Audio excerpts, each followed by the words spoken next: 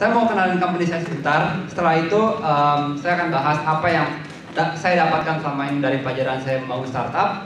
Setelah itu kalau ada yang mau tanya, tanya aja. Company saya namanya PT Aksivisi Tama. Kita ada 2 brand dalam satu company. Yang pertama itu Vocado. Kalau mau lihat di websitenya vocado.com. Yang kedua itu giftcard, giftcard.co.id. Dua-duanya sama bergerak di bidang gifting. Jadi company kita memang bergerak di bidang gifting group. Kita menguasain gifting di Indonesia, khususnya di Jakarta dulu. Nah, apa sih itu Vocado? Apa itu gift card? Vocado itu kita sebutnya experience gift. Tagline-nya give something different. Ada yang di sini ada punya pacar nggak? Ayo. Ada yang punya orang tua nggak? Ada yang pernah orang tuanya ulang tahun nggak? Susah nggak ngasih kado buat orang? Susahnya kenapa? Kayak gitu nggak? Pertama harganya mahal, kedua orang sekarang udah punya banyak barang, ketiga mau ngasih apa juga bingung. Sama, saya juga bingung, makanya saya bikin Vocado.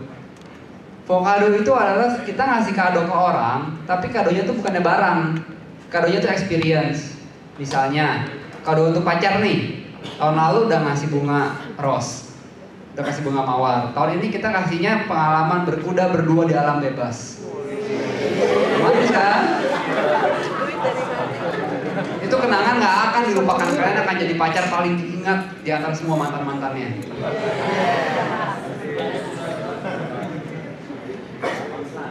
Nah, itu contoh kado untuk pacar. Misalnya kado untuk mama, misalnya mamanya suka masak, kasih dia pelajaran bikin sushi misalnya.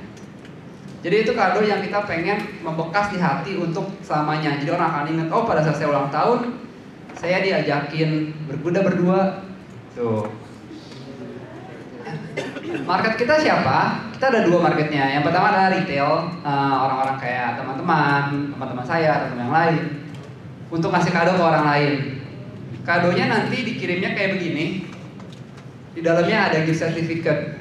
Jadi orangnya tinggal reservasi ke kita, dia tinggal, saya mau berkuda nih di sini, dia tinggal pakai aja.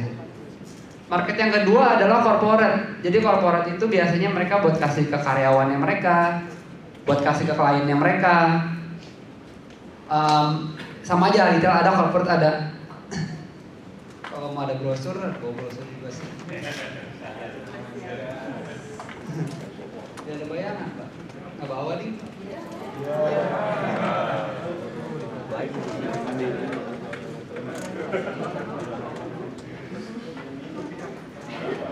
Ya.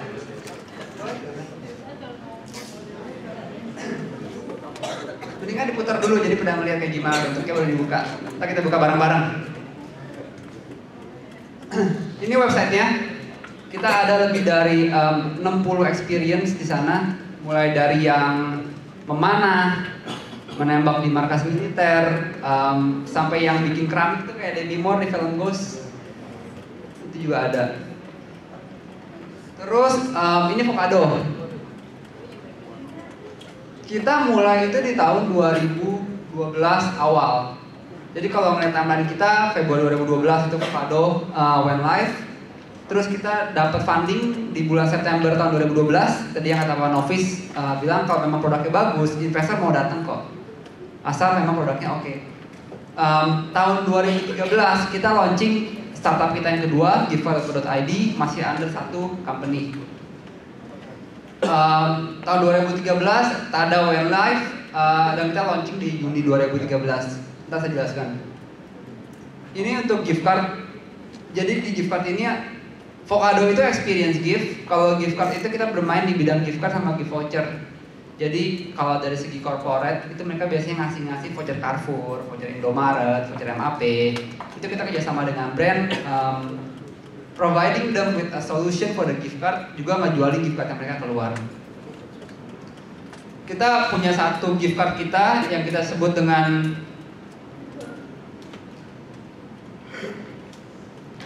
Tada gift card. Bentuknya kayak begini. Apa itu Tada gift card? Tada gift card itu satu kartu, di dalamnya ini ada value mulai dari 100.000 sampai 3 juta rupiah.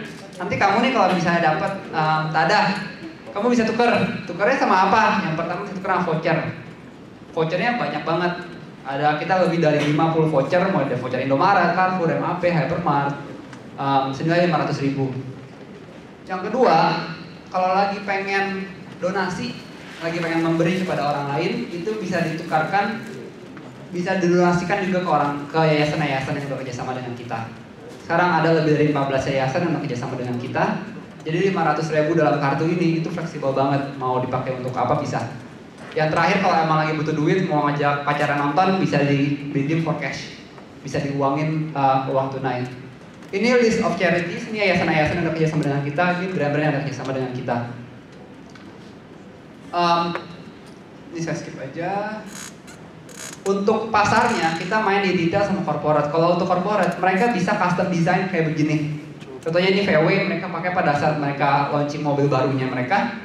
Jadi mereka bikin gift card dengan logo dan desain mereka sendiri. Ini contoh VW. Ini contoh yang lain. Ada Sadikun, ada Indonet, ada Faburi, karena itu juga ada BNI. Jadi mereka semua custom design gift card mereka untuk dikasih kepada orang lain. Inilah sebenarnya apa sih yang udah saya pelajari dari mulai sampai sekarang. Yang pertama ini, kita mesti cari masalah. Kita mesti cari masalah tapi jangan tawaran, nanti saya dimarahin di sini. Cari masalah. Pada saat kita mau jadi entrepreneur, kita mesti buka mata-mata kita gede-gede. Ada masalah apa sih nih? Ada masalah apa sih? Kalau ke teman nanya, gue lagi kesel nih gini-gini, dengerin curhatnya. Siapa tahu kita bisa bikin produk yang ngeberesin curhatnya dia. Setelah itu ngomong lagi ke orang lain, lu punya masalah ini nggak sih? Lu punya masalah ini nggak sih? Kalau masalah cukup banyak, solusi kita ada, bikin produknya. Cari masalah. Sekarang pokoknya cari masalah aja. Cari soal produknya juga. Yang kedua itu start early. Jadi kalau kita ngelihat di Amerika banyak banget entrepreneur yang sukses. Di Indonesia dulu ada yang namanya Lim Sulyong. Banyak banget semua entrepreneur yang sukses. Ada yang sukses di usia muda. Pertanyaan saya, mereka itu kebanyakan bukan company yang pertama.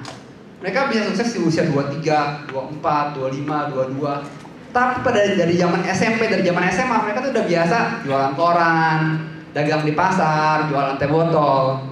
Jadi yang namanya pengalaman dalam berbisnis itu mesti dimulai sedini mungkin. Kenapa juga sedini mungkin? Karena kalau kita masih muda nih, apalagi belum nikah. Kalau jatuh kita bisa bangun lagi, jatuh bangun lagi, jatuh bangun lagi. Kalau udah ada istri, masa istri aja jatuh bangun, kasihan juga dimarahin sama orang tuanya nanti kita. Jadi pada saat kita masih energi masih gede, start early. Pasti jatuh, tapi bangun terus. Yang ketiga, ini saya juga belajar the hard way. Ternyata kalau di dunia technopreneurship, 1 tambah 1 itu nggak 2, sama 1. Dalam artian, saat kita udah punya co-founder, dia kan nambah 1 tuh kita, itu value-nya tuh berlipat-lipat. Kenapa? Karena banyak hal yang bisa kita lakukan berdua tuh jauh lebih banyak daripada kalau kita sendirian. Ini saya belajar the hard way. Kenapa? Karena saya dulu sombong, apa sih technopreneurship gitu doang, sendiri juga bisa. Giliran dikerjain, Bo. Terima kasih dapat co-founder. Nah, ini apa? Ini hotel di bulan. Keren kan? NASA lagi ngebangun biar orang-orang turis bisa pergi ke bulan. Pertanyaannya, kamu mau bangun hotel di bulan? Kapan jadinya? Jadi banyak startup di Indonesia, mereka melihat di Amerika, di Amerika startup ini jalan, keren, gue bangun di sini. Pertanyaannya, transportasi ke bulannya udah ada belum sekarang? Kalau transportasi ke bulannya adanya 10 tahun lagi, ya tunggu 10 tahun lagi baru bangun. Jangan bangun sekarang terus ngarep-ngarep, jadi dong. Keburu habis modal kita. Tunggu marketnya ada, tunggu infrastrukturnya ada, baru bangun cepet. So this is a no-no. Ini salah satu filosofi yang ada di company kita. Itu be a small dog, karena kita kecil, kita startup, kita anak kuliahan. Be a small dog with a big dog attitude. Maksudnya apa? Saat kita ke company, mau nawari jasa kita, mau jualan jasa kita, pakailah jas. Bikin kartu nama yang keren. Kartu nama yang keren murah sekarang, digital printing cuma 90.000, dapat kartu nama yang keren. Saran saya jangan taruh title di kartu nama. CEO, founder, director. Kalau mau monggo, tapi jangan. Kenapa? Saya belajar gini. Ada satu teman saya, dia pengusaha sukses di Cirebon. Dia owner. Dia itu kalau dia ketemu sama calon konsumen, dia akan ngomong gini, iya pak, perusahaan ini bagus kok pak, ownernya baik, bijaksana, perusahaannya juga gede. Dia ngomongin diri sendiri. Orang bakal mikir gini, gila ya karyawan aja ngomongnya bisa segini, bagus mengenai bosnya. Ini pasti perusahaan gede nih, ini pasti perusahaan kenceng nih. Gitu. Jadi pada saat kita, kan orang ada yang tahu dia owner apa bukan, tapi kan dia merepresent company-nya. Gitu. Yang terakhir deh ini kayaknya, kita udah bangun produk nih keren, cari cara ngejualnya, cari distribution channelnya. Jangan sampai we can start up, we cannot finish up. Kalau produknya doang yang keren tapi nggak bisa jualan, sama aja bohong. Mau bisnis apapun, the core-nya pasti di sales, pasti di jualan. Mau jual ke user, mau jual ke company, mau jual kemana. Pikirin gimana caranya produk ini bisa gue jual. Semakin banyak distribution channel, semakin bagus. Apalagi kalau berangkat secara misalnya ditaruh di Indomaret, ditaruh di Carrefour, ditaruh di mana, itu udah bagus banget. Itu salah satu contoh distribution channel. Atau ada temen yang suka MLM, lu bantuin dong jualan ini, itu juga distribution channel. Semuanya itu mesti disiapkan dari awal. Gimana ya caranya gue bikin produk ini bisa gue distribute ke masyarakat. Yang terakhir itu control what you can control. Di startup itu semua nggak ada yang pasti. Kita bikin bisnis plan nih keren, revenue 1 tahun pertama segini, 2 tahun kedua double, triple, quadruple, bla bla bla. Pertanyaannya revenue di tangan siapa? Nggak di tangan kita. Di tangan masa, di tangan Tuhan. Yang di tangan kita apa sih sekarang? Cost, biaya. Kalau kita mau hire orang, kita pikirin bisa nggak ya gue gaji lu 4 bulan ke depan. Kalau mau langganan internet buat bikin atau menyewa kantor, bisa nggak ya gue bayar kantornya? Itu costnya kan bisa dikontrol. Kalau bisa seminimal mungkin, revenue-nya mah kita berusaha sebisa mungkin, and let God do the rest. Itu aja kalau dari saya. Kalau mau ada sesi Q&A. Kalau ada yang mau ditanyakan silakan.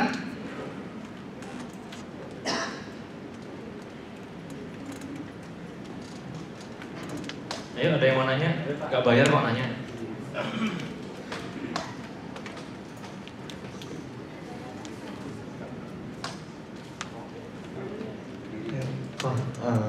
Kok aja Pak? Kok aja. Kok dulu paling susah di waktu kayak gimana? Dulu paling susah di waktu awal-awal kali ya, saat belum dapat funding, saat belum tractionnya belum ada, itu kita memang mesti berpegang teguh sama keyakinan kita. Jadi dan juga sama karyawan kita. Maksudnya karyawan kita kan kita mesti tetap meyakinkan mereka. Kita sendiri nggak yakin, jalan nggak ya? Seharusnya sih jalan, teori gue sih jalan. Tapi karyawan kan kita nggak bisa begitu. Kita harus, ini pasti jalan kok, teori gue gini, pasti jalan, tenang aja, saatnya akan tiba loh. Gitu. Ada lagi?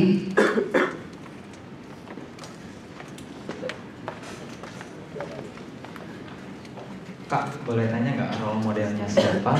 Terus itu yang pertama. Yang kedua, saya pengen tahu inspirasi pertama membuat avocado ya. Ya, membuat avocado itu masalahnya selain dari ingin memberi, apakah ada yang lainnya? Terus tadi saya kurang mengerti dengan sistemnya saja untuk yang gift card. Untuk yang gift cardnya itu apakah seperti e-money yang ada sekarang atau berbeda dengan e-money yang lain? Terima kasih. Kalau untuk role model, jujur saya nggak ada satu role model. Saya baca banyak buku mengenai startup, mengenai founders, mengenai yang lain-lain. Jadi saya saya berusaha belajar untuk kayak makan ikan. Yang bagus, yang applicable di Indonesia saya makan, yang tulangnya saya buang. Jadi kalau untuk satu role model, saya nggak ada. Terus kalau untuk Vocado, baik lagi, itu semua kan yang tadi saya bilang, kita cari masalah. Kalau buat saya itu masalah pribadi. Mau nyari kado susah. Sekarang saya mencari kado lebih susah lagi. Kenapa? Karena saya nggak bisa pakai Vocado. Karena saya kasih ke temen, ini barang lu mau promosi. Jadi balik lagi saya mesti cari barang lain lagi yang bisa kasih ke temen saya kalau ulang tahun. Lebih susah lagi. Tapi memang ya masalah di awalnya ya memang susah nih nyari kado. Dan emang susah nyari kado. Kalau untuk gift card, untuk Tada, itu kan corporate bisa customize desainnya mereka. Nanti di setiap kartu itu ada card number sama ada pin number. Mereka ke website kita, mereka masukin card number, mereka masukin pin number. Nanti value-nya itu mereka bisa tukerin dengan apa yang mereka mau tukerin di sana. Jadi kalau misalnya 500.000, saya mau tukerin 200.000 dengan voucher MAP, 200.000 lagi dengan saya mau donasi ke Yayasan Cinta Anak Bangsa. Yang terakhir, gue menikmati saya mau ambil cash, itu bisa. Semuanya dari website sama mobile apps. Ya. Saya mau nanya, nama saya Tony. Ya Tony. Saya mau nanya, pertama apa filosofi dibalik nama Tada dan Vocado? Kenapa memilih nama itu? Ya. Kedua, tadi kan sempat dikatakan bahwa biasanya itu selalu kalau membangun usaha tuh pasti ada jatuhnya dulu, ada jatuhnya dulu. Saya mau nanya, Koko ada berapa usaha yang udah gagal sebelum ini? Terima kasih. Oke, satu-satu ya. Vocado itu the good thing about the founder is that kita tuh bisa namain bisnis kita semuanya kita. Kita nanya orang iya, tapi namanya kan tergantung dari kita. Kalau saya suka alpukat. Alpukat kan avocado. Avocado tapi avocado.com udah diambil orang. Baik-baik avocado. Kado itu bahasa Prancis artinya kadu. Kadu itu kado bahasa Indonesianya. Jadi Vocado in a way masih inline sama itu. Arti sebenarnya nggak ada. Cuman ya kado itu ada kadonya, Vocadonya saya suka avocado. Untuk Tada, kalau Tada ada filosofinya. Jadi memang kita mau bikin satu kartu, satu gift card yang memang bisa, wih, gue dapat ini, gue bisa segala macem nih. Gue mau tukerin sama voucher apapun juga bisa. Gue mau donasi bisa, bahkan gue bisa ambil cash. Jadi memang orang yang kita kasih Tada, memang dia punya kebebasan. Dan kita mau, wih keren nih Tada, gitu. Tadi yang kedua, usaha saya. Saya dulu kuliah di Amerika. Terus kerja di sana juga.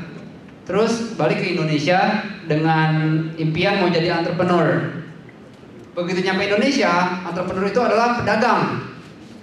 Jadi dagangan saya yang pertama itu saya pernah buka makanan di restoran di restoran di Jakarta. Saya pernah buka makanan, tidak berhasil. Setelah itu saya join ke family business.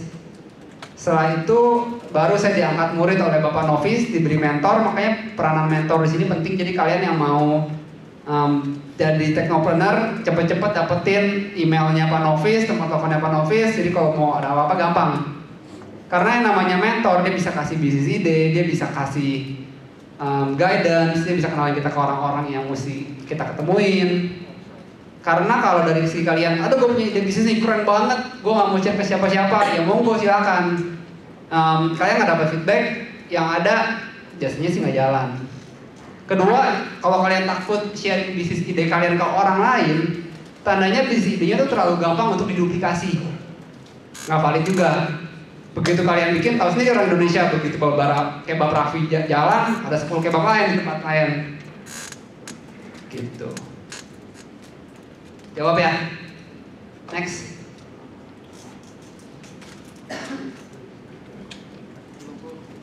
Ayo, mumpung gratis ya. Mumpung gratis. Ya. Kok untuk perilaku investor, apakah investor lebih suka produk yang simple kayak seperti produk Koko atau produk yang lebih kayak wow, kayak bikin roket atau semacamnya, atau mungkin itu tergantung dari personal masing-masing gimana cara kita pitch-nya dan meyakinkan mereka. Terima kasih. Kalau investor kalian jelasin dalam waktu 10 menit yang nggak ngerti apa yang kalian mau jual, gimana kalian mau jual produk itu ke masyarakat lain yang kalian nggak punya waktu 10 menit buat jelasin? Intinya sih di situ. Intinya adalah make your product as simple as possible.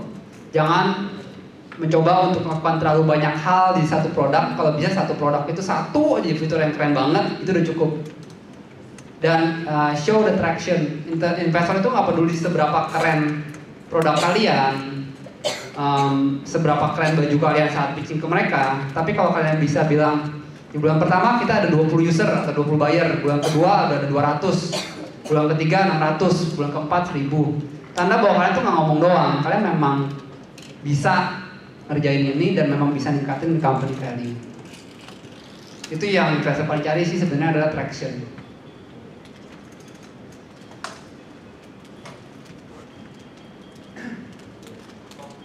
Yes. Ada 9. Kalau cara penggajiannya atau itu gimana sih kok? Kepada pekerja? Digaji normal. Oh, digaji normal. Bulan UMR gitu. Ada yang UMR, ada semuanya sih UMR. Kalau cara pendekatannya gimana? Buat saya nyari karyawan itu lebih penting dari segi hati daripada skill. Dalam artian gini, kalau orang yang memang sudah suka dengan bisnisnya, jadi pas saat saya merekrut orang, saya pasti jelasin mengenai misi company kita, ini company kita, this is where we're going. Kalau kalian mau join in the band, come on in. Saat mereka udah suka dengan company kita, bukan hanya ngomong gaji ya, bahkan employee kita tuh ada beberapa yang di tempat lain dari gaji berapa kali lipat, kita bisa potong setengah. Karena buat saya segini yang bisa kita afford. Kamu suka nggak dengan company kita? Ini startup, you got to learn a lot, you got to do everything. Dan memang tipikal employee-nya beda antara employee yang sudah kerja di perusahaan besar sama yang di perusahaan startup. Biasanya nih kita tuh orang-orang yang rada-rada, udah digaji setengahnya, kerjaannya banyak. Tapi memang mereka suka bisnisnya, mereka percaya sama bisnisnya. Biarkan mereka royal dulu sama kita gitu. Biarkan mereka mau join visionnya dulu. Setelah itu kamu yang bikin mereka loyal. Oh gitu. Kalau untuk visi, misalkan rencana 3 tahun dan 5 tahun ke depan, tadi itu seperti apa ya Pak? Kalau untuk as a group, kita mau pegang gifting di Indonesia, termasuk gift voucher, gift card, sama Vocado experience gift. Jadi secara gifting industri itu mau kita kuasain di Indonesia. Cuman again, as a startup, saya nggak percaya sama startup yang bikin plan. Saya mau 3 tahun lagi kayak begini, 5 tahun lagi kayak begini, 6 tahun lagi kayak begini. Setahun ke depan aja, kita jujur nggak tahu apa yang akan terjadi. Jadi kita move fast, kita nimble, kita bisa belok kiri, kita kayak bajai. Kalau ini tuh, kalau memang ada avenue lain yang memang lebih menjanjikan, ada sesuatu yang bisa kita pivot, kita ngerjain. Karena itulah startup, kita nggak bisa, kalau company gede kan lama tuh, mau ganti make decision aja mesti ke supervisor, manager, VP, direktur baru. Kita enggak, dia cepet. Makanya company gede mau beli company kecil. Jadi investor tidak takut dengan tidak adanya rencana kita gitu ya? Asal kamu udah show traction, produk kamu jalan segala macam, kasih mereka 1 tahun ke depan biasanya. Paling ngomong aja, 2 tahun lagi gue pengennya kayak gini nih. Tapi gue nggak tahu bakal kejadian kayak gitu apa enggak, karena nggak ada yang tahu juga. Terima kasih. Ya, ya silakan.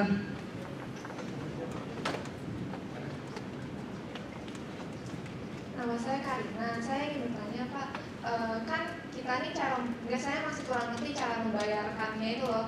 Kan kita misalnya orang pembeli customernya ingin belanja misalnya 3 juta, habis atau 300.000 lah. Nah terus habis itu ditukarkan dengan gift card. Nah itu kan otomatis ada yang 200.000 voucher dan 100.000 apapun. Nah itu tuh terserah bayarinnya itu dengan cara yang 300.000 itu ditukar apa aja atau apa, terus habis itu apa Bapak mendapat untung dari voucher tersebut? Kalau misalnya saya tahu tuh kalau misalnya jual-jual voucher itu hanya untungnya itu sedikit ya. Terima kasih.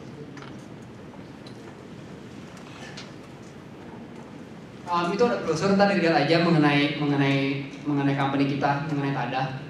Jadi kalau untuk Tada, misalnya kamu beli ke saya 300.000, kamu kasih ke paman kamu misalnya, itu kan dia akan dapat value kartu seharga 300.000.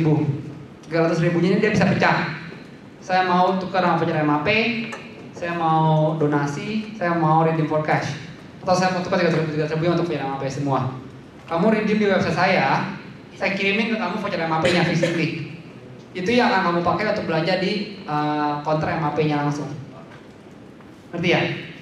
Jadi kamu belanja kesananya nggak pakai kartu saya, kamu pakai kartu MAP-nya langsung. Jadi kamu isi nama, alamat, dan lain-lain. Nanti kita kirimin ke kamu voucher MAP-nya langsung. Nah, dari mana kita dapat profit? Kita dengan brand-brand ini udah kerjasama. Jadi dengan MAP, dengan Carrefour, dengan Indomaret, kita tuh udah ada relationship, kita dapat share dari mereka juga. Gitu. Ngejawab. Jadi saat kita ngasih ke kamu voucher MAP 100.000, kita ngeluarin, kita tuh nggak 100.000 karena kita dapat diskon dari brand juga.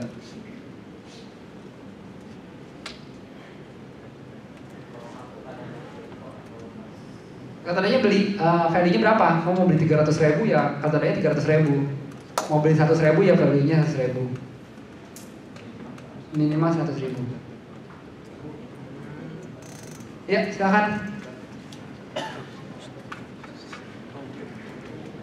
Saya pengen tahu waktu rancangan awalnya itu Vocado target pasarnya untuk siapa ya kok ya? Soalnya kan range dari 100 ke 3 juta dan ke atasnya lagi itu luas sekali gitu. Dan maksudnya untuk mahasiswa juga Vocado memberikan hadiah pengalaman itu juga masih budgetnya terhitung besar gitu. Ya terima kasih. Ini saya edarin kalau mau ngeliat sampel tadanya, kami terbalikin ya. Ada value-nya kan? Itu masalahnya.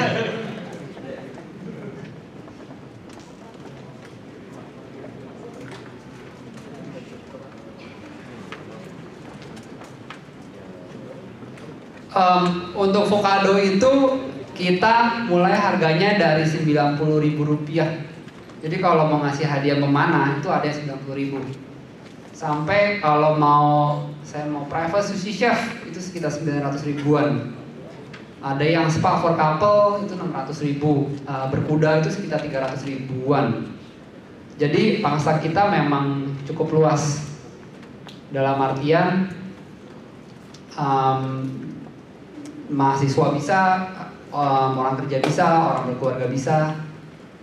Dan kita itu banyak orang yang ini the beauty of bisnis yang kita kerjain itu kenapa kita suka, karena kita banyak bantu orang. Jadi ada orang yang pacarnya lagi di luar negeri mau ngasih hadiah ke pacarnya di sini, kita bantuin. Orang tuanya anniversary anaknya lagi kerja di luar negeri, dikirimin hadiah berkuda berdua, kayak gitu-gitu. Jadi kita banyak emotional value-nya di situ. Dan memang harganya bervariasi.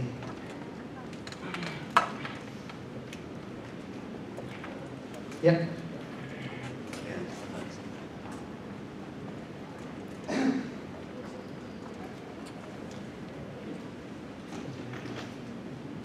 Baik kok. Saya mau nanya, di dalam kan kau membuat satu produk seperti gift card itu Vocado, kan di sana membuat konsep seperti warna. Nah, menurut Koko, konsep seperti apa sih yang cocok untuk konsumen supaya atau agar bisa menarik minat konsumen gitu? Karena yang saya pernah lihat konsumen akan tertarik jika konsepnya dari seperti brosur atau kartu dapat menarik konsumen gitu sehingga konsumen tertarik atau berminat untuk mengikuti hal tersebut gitu. Jadi bagaimana konsep Koko gitu? Kalau saran saya sih itu semua tergantung dari produk apa yang mau kamu jalanin. Apakah target market kamu anak kecil, atau target market kamu bisnis, manager, atau siapa pembeli kamu? Dari situ, kalau saya jadi kamu, saya akan lihat di luar negeri produk serupa tuh color theme-nya kayak gimana sih. Nah dari situ kamu bisa lihat, oh kayak gitu ya. Saran saya kamu mulai dari apa yang udah orang kerjain dulu, entah di Indonesia atau di luar negeri. Karena kamu juga nggak mulai dari scratch, nggak ada bayang-bayang. Begitu kamu coba, bisnis kan namanya trial and error. Saya sih pengennya trial and success, tapi errornya pasti ada mau nggak mau. You will learn from that. Yang penting just do it. Itu sih, maksudnya prinsip Nike itu yang benar. Ya, kerjain aja lah, gimana nanti juga ketemu jalannya. Ya, makasih. Ya.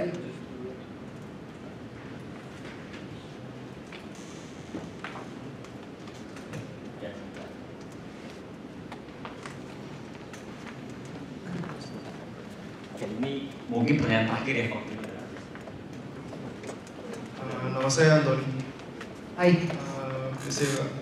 Saya mau nanya, kalau misalkan kita masih company kecil baru buka, nah terus kayak kakak kan bikin company ini punya connection sama Giant misalnya atau Carrefour, nah sedangkan kita belum terkenal kan, nah gimana caranya kita bisa punya connection sama mereka gitu, gimana caranya mereka bisa percaya sama kita gitu. Terima kasih. Be a small dog with a big dog attitude. Caranya kamu ya, cara paling gampang adalah gedor pintu. Kamu email mereka, kamu telepon mereka, tanya, di sini bagian procurement siapa, di sini bagian marketing manager siapa. Kamu cari di LinkedIn, MAP, siapa aja orang-orangnya. Nggak ada cara yang gampang. Semuanya pasti mesti cara gedor pintu.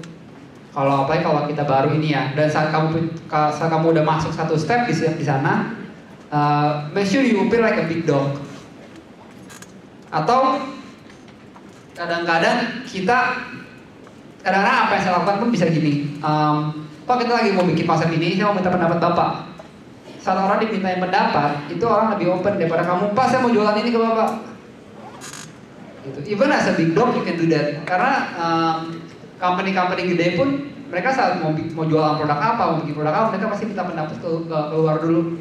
Jadi saran saya sebelum mau bikin apapun juga, interview your target market, interview your prospective buyer, and see what they think about it. Ada satu pertanyaan lagi nih, satu kali lagi ya. Kok saya mau nanya, kan Koko jualan voucher gitu kan ya, bisa dibilang begitu kan. Gimana cara Koko bikin mindset kalau voucher itu lebih berarti dari uang cash? Sementara kan kalau uang cash kemana aja kasih, misalnya saya mau kasih ke Chris voucher uang 300 hadiah 300.000, kasih duit cash 300.000 itu lebih efisien daripada kasih voucher MAP 100.000 yang cuma bisa beberapa merchant doang. Itu gimana Koko bikin mindset ke orang Indonesia yang saya sendiri juga saya masih bingung apa untungnya yang jual voucher dalam begitu gitu loh. 100.000 kita kasih ke dia, kita dapat voucher dengan 100.000 juga. Apa gimana cara Koko bikin mindset atau tren kayak gitu? Yang pertama itu saya nggak bikin tren kayak gitu, karena kalau untuk bikin tren itu pekerjaan yang cukup berat. Itu sama kayak bangun hotel di bulan kamu. Gue mesti bikin trennya dulu baru ini. Kalau saya lebih ke arah where is the market going. Kalau kita ngomongin kamu ngasih hadiah ke orang dalam bentuk cash, kamu pernah nggak? Paling angpau. Kalau cash nggak berani. Jembatan antara kedua itu pertama cash nggak berani. Kita mau ngasih ke orang tua kita pun atau mau ngasih ke teman, mau ngasih ke siapapun, cash nggak berani. Terlalu kasar. Yang kedua, selain cash, berarti kamu main ke barang. Barang pun kamu nyari kasih kado, kamu ngasih kado baju deh buat ibu kamu, itu susahnya setengah mati. Ukurannya bisa salah, es di sini sama es di sana aja beda. Jadi kita bermain di tempat yang lebih safe. Yang pertama adalah experience. Kalau kamu tahu ibu kamu suka masak, kasih hadiah berhubungan dengan masak. Kamu tahu pacar kamu suka adventure, kamu ajakin dia nembak atau paragliding. Itu lebih safe. Yang kedua adalah voucher. Voucher kalau kamu tahu dia suka belanja di Zara, kasih dia MAP. Lebih soft. Ya, mungkin itu saja ya pertanyaannya karena waktunya sudah habis. Tapi kalau nanti mungkin Pak Tovan masih ada di sini kan ya. Jadi kalau nanti ada yang mau bicara langsung, mau tanya-tanya, bisa langsung menghubungi Pak Tovan ya. Jadi terima kasih, untuk waktunya ya. Kartunya balikin ya. Terima kasih ya. Ini menarik sekali Vocado sama gift card ya. Karena apa? Karena di Indonesia itu banyak startup yang mulai ya cukup sukses, tapi belum make money sampai sekarang. Ya. Tapi kalau Vocado dan gift card, alhamdulillah semua udah make money. Gitu. Dan itu udah profitable. Nah, itu susah banget di Indonesia masih cari. Jadi emang satu yang contohnya lah. Kayak contohnya toko bagus, ya yang lain-lain itu mereka belum make money juga, biarpun besar, company-nya trafficnya udah banyak, masih belum. Toko bagus masih gratis, Tokopedia masih gratis, semua masih gratis, itu masih mereka pakai uang investor. Itu aja sih. Sudah Pak Burhan ya, sekarangnya sudah, berarti kita tutup kelas ini.